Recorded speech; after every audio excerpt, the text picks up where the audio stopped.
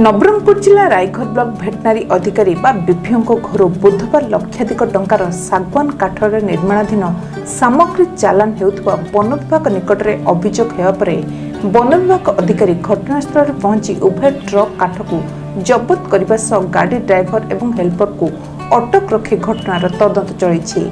कटक चौद्वार एक ट्रक गाड़ी number OD 05 U 1905 जोगे पारादीप ठार जयपुर को साराधरी करा परे गाड़ी डाबुगां आसाला।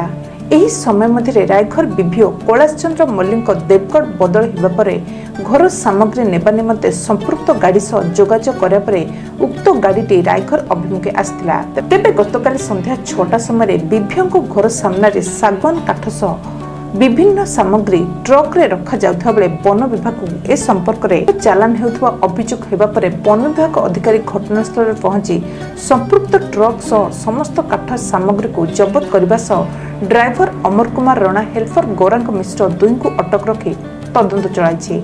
ड्राइवर हेल्पर कटक बोली जना पड़ी। गाड़ी मालिक कटक चौद्वार अंचल प्रभाकर नायक बोली जना पड़ी। रायघर वन विभाग अधिकारी खगपति पूजारी एप्रति स्वतंत्र दृष्टि दे तदंत चलाई।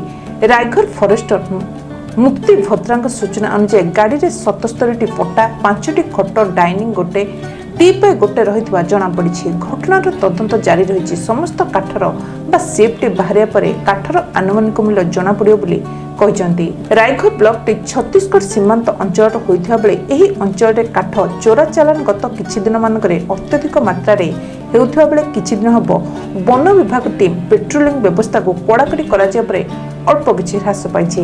Nabarangpur Durga Mallick report Odisha mobile TV.